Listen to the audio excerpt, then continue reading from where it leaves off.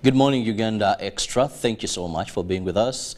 And of course, after the break, we now want to move into something slightly different, away from wildlife protection, most of which we've been discussing, the pangolins, now to writing, book writing. That's what we're going to be discussing. And today I have a very interesting person, I must say, a writer of a book I came across, which is also very interesting. Now, today I have Rajesh Chaplot, who happens to be the author of Wills and Compass of Life, a very interesting book. But also, I've known him not as a writer or author, by the way. Actually, coming across this book was very interesting for me because it is something I didn't think a person from the business perspective also has so much into that. I've known him as the chairperson of the Presidential Investors, that is a roundtable conference. And guess what? The man also has some time to write books. Welcome and good morning. Thank you, Mr. Robert, and greetings to all your viewers. Good morning. Rajesh, I could be knowing you and a number of some people, but to our viewer today, who is Rajesh? And even I now see you have a medal.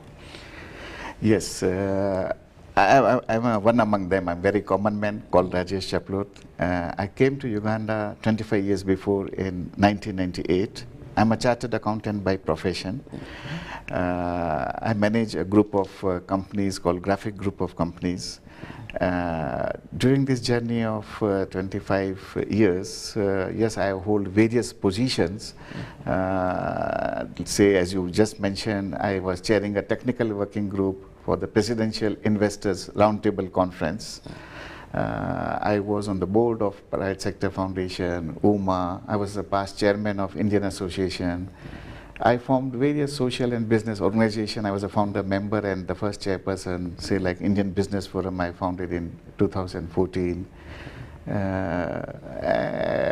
Rajasthani Association, Jain International Trade Organization. So there are many, many such organizations I have participated. Now that is where I know you from. Yes, yes. That business. And now let's talk about Rajesh going into book writing a book first.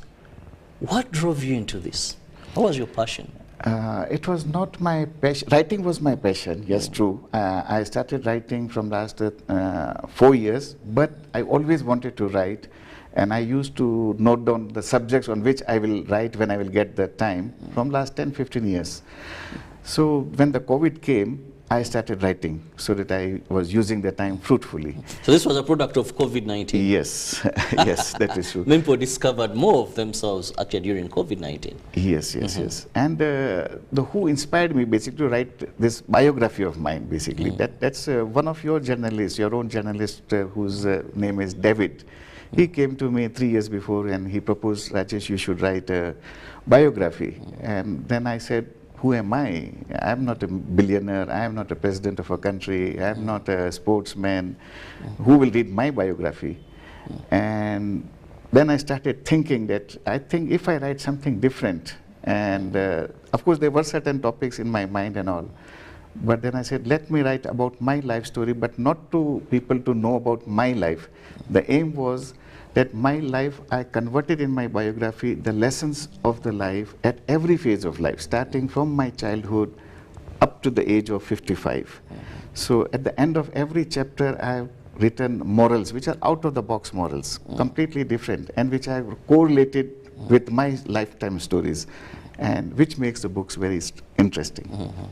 Actually, this biography is very interesting in a way that away from some pictures there, but I love the bit of morals, the blue side where you write lessons learned, morals learned. Now, it is your biography, but if someone just looks at the book, this book in a bookstore, I don't want to mention where I came across this book, but one of the things, when I go to a bookstore, they say don't judge a book by its cover, but I like headings. When I saw a Wills and Compass of Life, I was like, well, this is very interesting.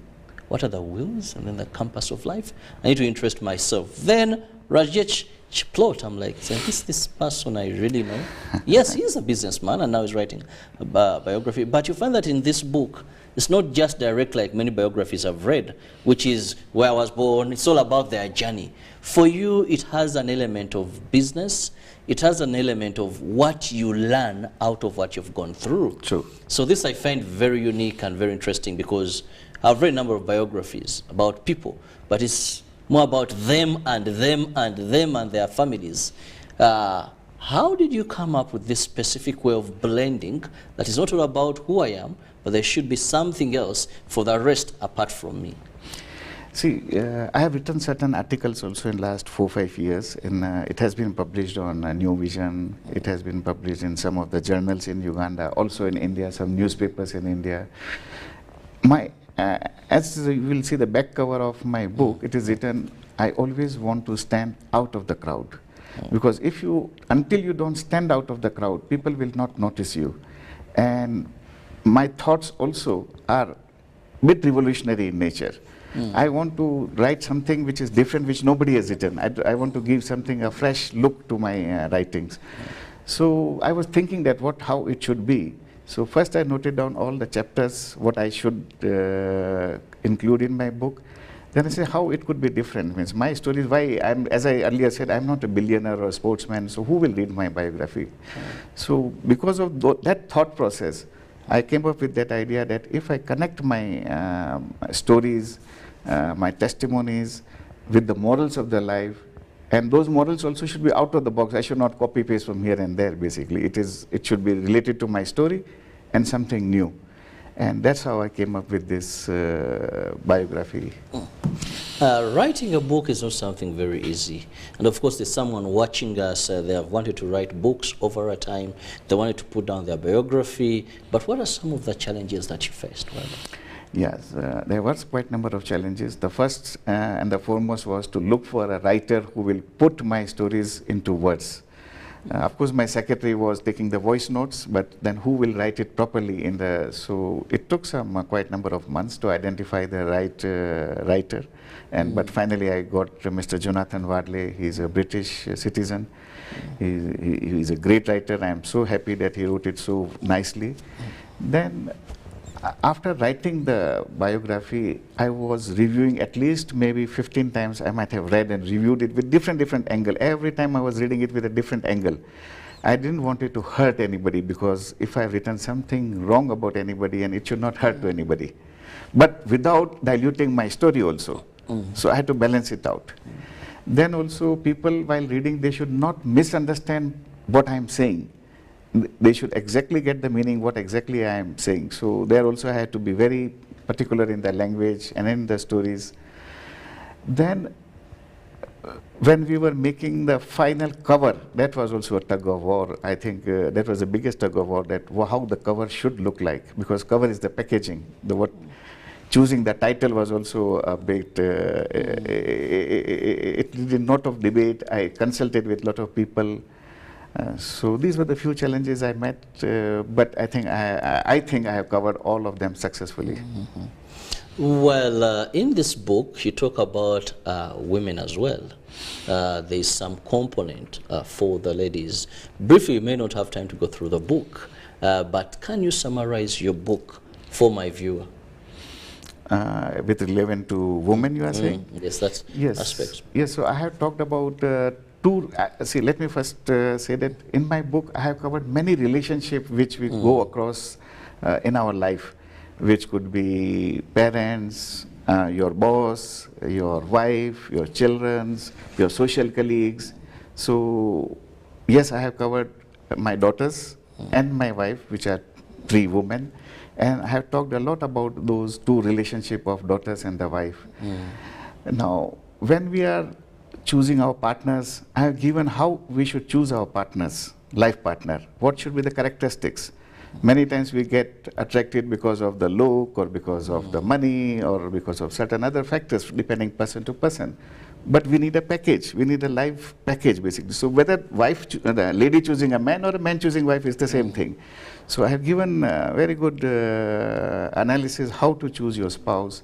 Like what I have, can I narrate what I have written there? Yes. Okay. So I have written there that how many marks, like 25% marks you should give on the education of your spouse, 25% on his job or what he's doing, business, 25% marks on his nature, and 25% marks on his look. So overall, then you have to find that does it make sense for you or not. Don't choose just one character and jump on it. Otherwise, you will not get your very good, matured life partner. And also we see that in Uganda, particularly I'm seeing, which is happening all over the world, the divorce is happening, the speed of divorce is happening at a high speed everywhere in the world, which is wrong sign, which is not good. So I have written in it why the first the divorce happened. It's a question of ego. It's a question of ego between the spouse, that who is the leader between the two. So what I have suggested in my biography is that, and which I have practiced also, choose the leader project by project among yourself, between you and your wife or between husband and wife. Choose the leader depending on the expertise you have for that particular project. If you think you are expert on it, then you become the leader and the wife follows. Or if the wife is more expert on that subject, let the wife lead that project and you follow. I think this will diminish the divorce percentage in the world.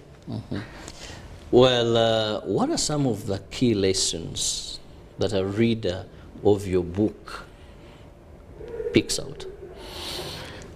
I think this book is interesting read for a teenage child up to the person who is crossed even 55 years of age.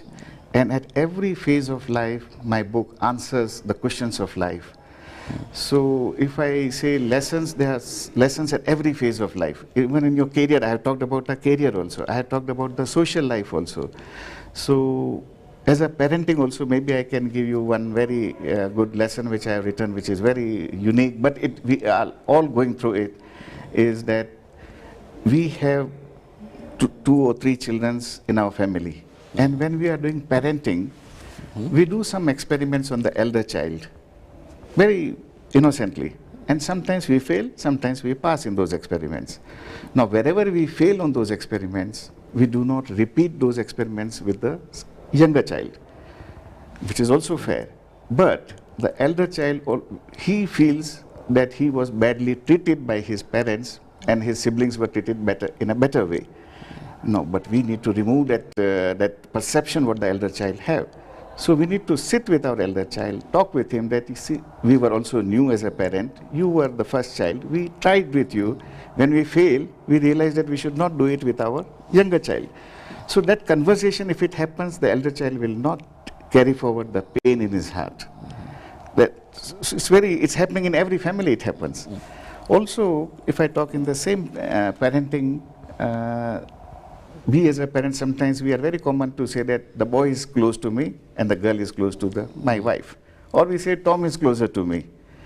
Now the other child is listening that. It means the other child thinks that my father or mother loves the other child more than me. It hurts the child who is listening. I think as a parent, we should avoid saying that sentence completely, because we as parents have brought all the children in this world and we should treat them equally. We should never say that I love this child more than this child. I think this sentence we should avoid. So such are the lessons I have written here. But if I talk about the professional, just maybe 1 minute, in a career, I have written, make your boss free. Now what I mean by that, take the job or assignments what your boss is supposed to do and you start doing it. By doing this, you will learn something one step ahead. And your boss will be, when he is free, he will give you more credit to it. But what we hear normally is that people say that this is not my work, this is not in my job description. I think we should make our bosses free and take their job in our hand. We will rise in our ladders of career at a much faster speed. Well, reading through this book, one of the things I see is you relate so much with Uganda. Briefly tell us about your journey since 1992, because in the book that is where I see more much of Ugandan coming in, and it is very interesting. I've read biographies, but the way, how can I phrase this? Arajesh. Yes. Speaking more like Uganda is home, and of course how you keep on driving moral lessons from your experiences here. Yeah, Uganda, of course, is my home. 25 years of my dream of my life I have spent here. So, yes, my journey of Uganda, let me divide into 4 parts. One is the professional or a career journey. The second is social and charitable journey. Third is business advisory and policy advocacy, which I played a big role here. And the fourth is the family. And I think I have achieved, or I have done the best in all the four sectors, what I have just now talked. So professionally, I have been leading a group of companies called Graphic System for all these 25 years. We have expanded to fabrication system, fusion. We have another real estate company called Manglam. We have expanded even to other countries in Tanzania, Congo, I call in IT and BPO sector. So that was my professional journey. If I talk about social and charitable activities, yes, as I earlier said, I had led Indian Association with a difference again for 2 years in 2012. Then I formed the Indian Business Forum in 2014. I was a founder and the first chairman of association like Rajasthani Association, Jain International Trade Organization, chapter of Uganda chapter of Chartered Accountants of India. I have been on the board of PSFU, on UMA. I'm a member of presidential in this CEO forum, and of course I was leading as a chairperson of the Presidential Investors Roundtable Conference Technical Working Group. So this is my social and charitable and business advisory role. And if I talk about my family, yes, my 2 daughters were grown here. They studied here in Rainbow School. I have 2 daughters, and the life of these 25 years was so memorable. And I thank Uganda. And in my book, I have marketed Uganda as a land of success and land of opportunity. Land of success and land of opportunity, indeed. Many people would say that, but to the Ugandans, is this the land of opportunity and land of success? Well, it is you to think within. If people from miles and miles away see that, what about us that are born here? But in the interest of time, Rajesh, let me have your final remarks to people who are watching us, and of course in connection to this book, The Wheels and Compass of Life. Yeah, so I will request all my viewers, they should read my book and be my brand ambassador to make my books a success. My book can be used as a reference book for any debate or questions on the life. It can be read by a child of teenage up to the person of at 55. A reader can be of any age, any gender, any ethnicity, and it is a perfect book to read it. It's very out of the box. It's available on Amazon. You can download it on Kindle. Very soon it will be available on some of the bookshops in Uganda. Otherwise, if people who know me, they can call me also. Of course, I will deliver the hard copy of the book. And I would say as a last statement, open my biography with a smile as broad as River Nile. Thank you. I love that. Open your book with a smile as big as River Nile. Well, there's so much interesting in this book. That is The Wheels and Compass of Life by Rajesh Chaplot. Please, one of the uniqueness in this book is that for every chapter, at least he has put moral lessons. And as we speak today, there's so much moral decadency all over the world. Even here in Uganda, we are struggling with a number of issues as a result of forgotten morals. So anything that is there, it's not only about his biography, it has so many lessons, and it's the first I've seen with quite a number of very interesting pictures to look at the end of the day. Well, see you tomorrow, same time, God willing. Have a lovely day. Thank you so much for being part of this show. Thank you, Mr. Robert. Thank you. Thank you.